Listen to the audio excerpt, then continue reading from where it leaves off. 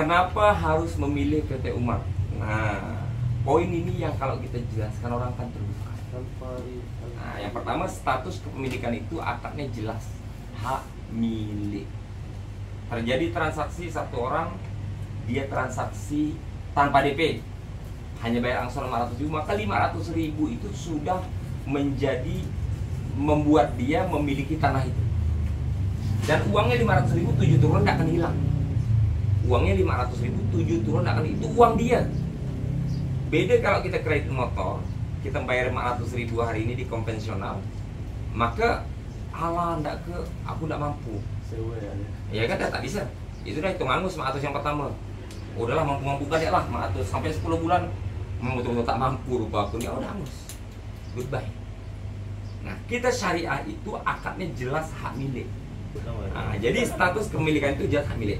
Kalau kita hari ini beli rumah KPR kredit 1 juta, itu status dari kepemilikannya namanya hak tanggungan. Tanggung itu tengah. Kalau dibilang ke kanan, dia nak ke kanan, ke kiri, ke tengah. Kalau dibilang dia milik kita yang nama di sertifikat, bukan. Milik bank juga bukan. Tengah-tengah dia sekarang, lepas dari saya belum menjadi milik bank. Tengah, tanggung. Tetapi dalam hukum positifnya, hukum positif itu hukum NKRI. Dalam hukum positifnya, status kepemilikan akan diberikan ketika terjadi sengketa, tidak bayar utang dan lain sebagainya, kepada siapa di antara kedua belah pihak yang pegang sertifikat. Sekarang kita beli rumah KPR, ngeredit sejuta, yang megang sertifikatnya siapa? Nggak perlu lagi sidang, bos. Udah pasti sidang. Sidang buang-buang duit ya. Mending ikhlaskan dia sidang. Gitu lah. Karena hak tanggung itu hukum hak tanggungan. Kalau di PT Umar hak milik. Ada yang hari ini udah setahun tidak ada konfirmasi ya. Duit dia tetap aja jadi hak milik dia. Nah, gitu loh. Tanah itu ya tetap jadi hak milik dia. Sudah dikomplain, ada hak dia di situ. Oke, hak milik. Kemudian kredit tanpa denda. Pertama ya, status kalau orang transaksi dengan kita itu hak milik, bukan hak tanggungan. Nah, saya jelaskan lagi, kalau kita kredit motor mobil itu namanya hak guna sewa. Hebatnya triknya sistem finance itu, kita disodorkan itu dengan lembaran tulisannya kecil-kecil, banyak, dan lembarannya belasan lembar, disuruh baca dalam waktu 10 menit. Ini saja yang besar seperti ini 10 menit tak terbaca. Itulah strategi agar kita hanya melihat lembaran pertama dengan lembaran tanda tangan terakhir. Parab ya. Parab itu dalam hukum menandakan kita sudah membaca dan setuju isinya. Ya kan? Parab ya Pak, parab. Gitu udah mikir motor baru. Motor baru. Begitu bulan depan. Begitu baca. Iya. Rumah pun kayaknya Pak. Sewa. Kecil. Itu triknya. Makanya saya malas baca. Nah, tidak bisa. Tetap tanda tangan parab semua. Itu trik marketing. Tidak akan mampu orang baca 10 menit 13 lembar dengan huruf sekecil-kecil gitu. Tulis bahwa kita hanya sewa. Begitu dia mengambil, Pak, baca enggak nih Pak? Bapak tuh hanya sewa motor ini selama belum lunas. Oh, jadi saya sewa. Perasaan saya 1 juta punya saya. Enggak, Bapak sewa ya. Oh gitu ya. Enggak. Siap. Ya Allah. Jadi itu paham ya di situ. Motor, bank. Kepahaman itu tidak ngamalkan setelah ini. Itu kepahaman namanya. Kalau dapat ilmu masih ngamalkan berarti belum paham. Kemudian yang keduanya, kredit tanpa denda. Kredit tanpa denda. Dalam Islam itu, insya Allah sepengetahuan saya tidak ada denda. Tidak tahu lah ya, kalau ada nanti boleh Ustadz. Mungkin hari Jumat ini khusus Ustadz yang menyampaikan Jumat sore tentang kesalahan-kesalahan dalam syariat, mungkin ya kan dengan dalil yang jelas. Dalil yang jelas itu seperti itu. Nah, hari ini saya tegaskan, hari ini denda itu diambil sebagai nilai tambah transaksi. Kita ditelepon itu setelah 3 hari kena denda. Kalau niatnya baik, 3 hari sebelum jatuh tempo. 1 hari 5.000, 3 hari 15.000, dikalikan 1.000 konsumen, 15 juta dapat uang. Denda itu sekarang dijadikan nilai tambah keuntungan. Jadi nilai tambah keuntungan itulah jadinya riba. mengambil keuntungan dari nilai transaksi sebelumnya. Mengambil keuntungan dari nilai transaksi sebelumnya. Nah, kita tidak ada denda. Jatuh tempo kita bulan, bukan tanggal. Jadi terserah orang dia memanajemen keuangannya untuk di tanggal berapa. Itu seperti itu. Nah, kenapa sistem syariah dalam menjual tanahnya itu bisa saya buat seperti ini? Karena saya beli tanah juga tidak ada kayak sistem angus.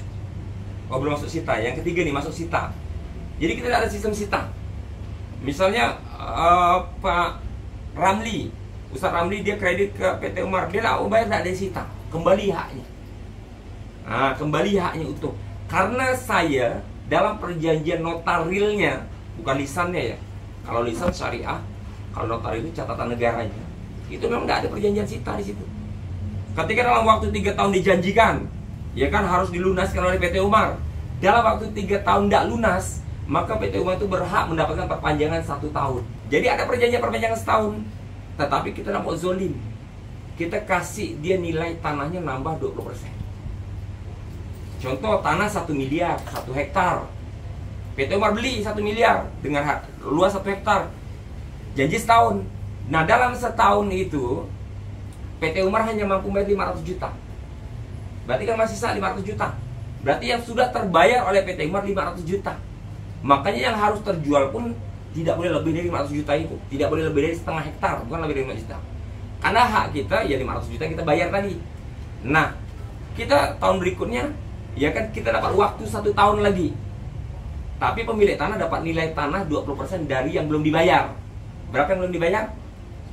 500 juta, setengah hektar. Maka dia dapat di tahun kedua perjanjian hutangnya jadi 500 ditambah 20% nilai tanahnya naik. Ini jangan dipakai untuk mobil ya, mobil nggak ketemu, motor nggak ketemu. Jadi 600 juta yang kita janjikan tahun kedua akan kita bayar. Tahun kedua terbayar 300 nggak terbayar, akan begitu terus. Makin lama PT Umar bayar, habis lah untungnya. Makanya harus cepat. Tapi pemilik tanah juga ada zolim karena dapat keuntungan tadi. Maksudnya nilai tanah dihargakan naik. Makanya satu-satunya perusahaan yang nawarnya naik itu hanya PT Umar. Berapa tanah Bapak? 50.000, 60.000 Pak, kita deal kan? Hah? 50.000? Iya, saya dealkan 60.000. Tapi 5 tahun waktunya Pak saya bayar. Kita nggak nawar harga dan mau zolim. Yang zolim itu harga ditekan rendah, waktu hutang panjang. Nggak boleh. Gitu. Saya nawar selalu naik, tapi saya minta waktunya panjang. Napas panjang. Karena saya perusahaan bukan pribadi. Ada waktu saya membangun tim. Dalam perjalanan ada gagal dalam membangun tim. Ya kan? Banyak perjalanan perusahaan ini. Itu seperti itu. Jadi tanpa sita, maka dasar syariah dalam membeli, barulah kita bisa jual syariah. Nah, kenapa hari ini orang tidak bisa buat sistem tanpa sita? Karena dia beli itu dalam waktu setahun tidak lunas, angus. Perjanjian dengan pemilik, makanya nggak bisa konsumen mau beli nggak angus, nggak bisa bos, karena kita nggak bayar angus. Itu seperti itu. Bahkan yang lebih degil lagi, nggak lunas, titik. Jadi utang itu 7 turunan dia. Nggak ada perjanjian hutang nilainya tetap, ya kan hutangnya 1 miliar, dijanjikan bayar 1 tahun. 1 tahun nggak lunas, maka titik, nggak ada kejelasan. Sehingga begitu setahun, pemilik bilang, kada lunas angus lah, ada perjanjian di situ. Oh, nggak ada. Ini kan 7 turunan. Oh, jadi utang 1 miliar 7 turunan. Oh, itu. Ada yang seperti itu dan ada yang ketipu seperti itu hari ini. Kalau kita enggak, kita tak hitung waktu. Tapi gagal dalam waktu, kita minta panjang waktu. Seperti ini. Nah, ya. Tanpa sita, kemudian sistem penagihannya itu niat silaturahim. Oke. Mariana yang tadi kurang paham. Sakit gue belajar. Jadi sistem penagihan kita niat silaturahim. 4 tahun PT Umar, alhamdulillah tidak pernah nagih marah. Makanya di pertama akte berdiri, pertama sekali saya ngambil karyawan, saya perintahkan tidak boleh nagih marah-marah, saya pecat. Silaturahim. Nah, kan ketika Ustadz Ramli tadi selaku konsumen, dia beli tanah ke PT Umar tanpa DP, langsung bayar 400.000, bahagia enggak dia? Bahagia, alhamdulillah ya Allah, 400.000 dapat tanah. PT Umar begitu dapat 100.000 dulu, alhamdulillah ya Allah bisa beli beras. Senang enggak? PT Umarnya senang. Ya kan?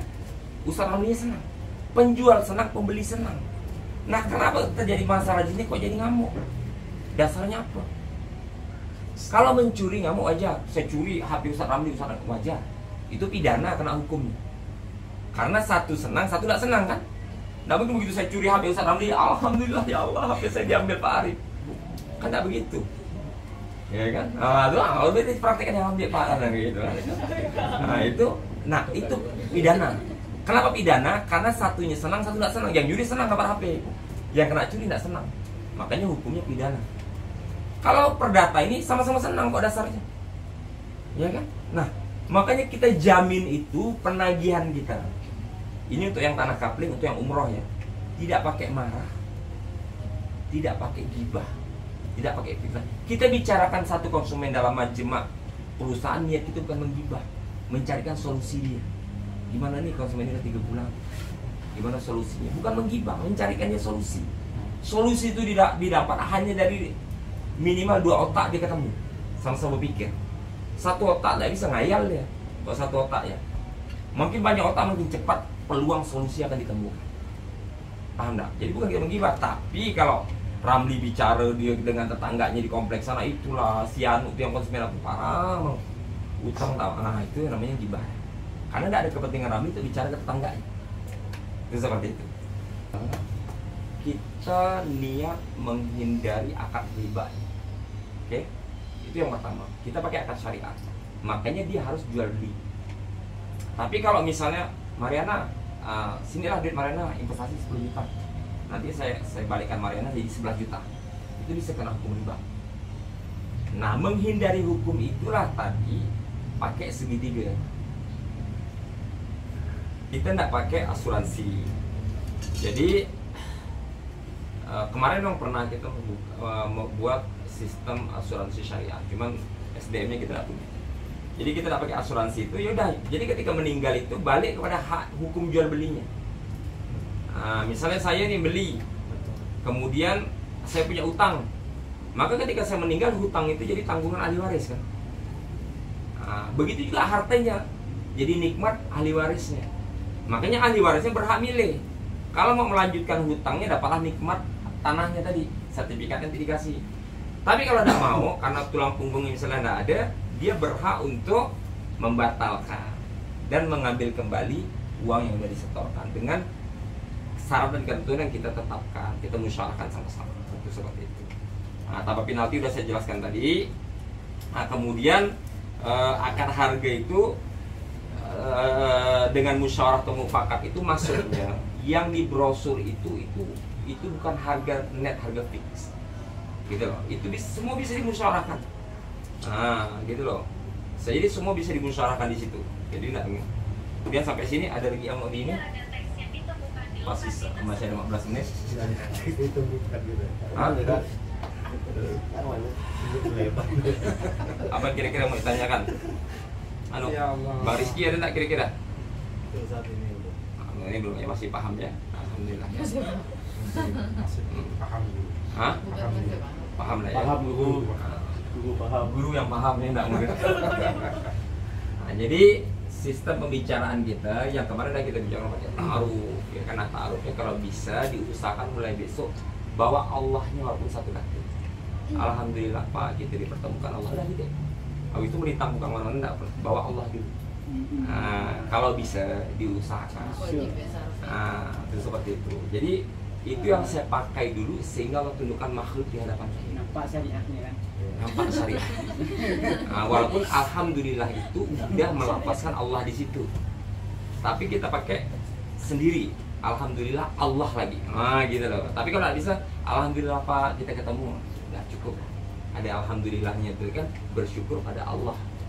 Itu seperti itu. Jadi biasakan kalau dengan nulis puji Tuhan Pak gitu. Alhamdulillah Pak Tuhan mempertemukan kita. Jadi itu seperti itu.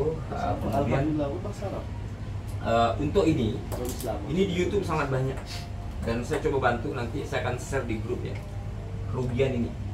keuntungan ketika kita tahu kerugian ini, kita akan meninggalkan secara bertahap. Ini tidak mampu. Ini mendarah daging benda ini. Kalau betul-betul kita cari kekuatan dan kekuatan dari Allah, tidak akan mampu keluar dari sini. Semua udah terikat dengan ini. Bahkan udah masuk ke zona pinjol kan. Udah 30 tahun di 50 tahun diedukasi untuk perkara seperti ini. Itu seperti itu. Ya. Kemudian apa namanya? Ini keuntungannya apa semua udah sip sampai sini. Ada yang kira-kira mau ini? Sudah, kita mau maghrib juga persiapan. Salah ya. Jadi apa yang udah kita pelajari hari ini kita niatkan untuk diamalkan besok, langsung dipraktekkan.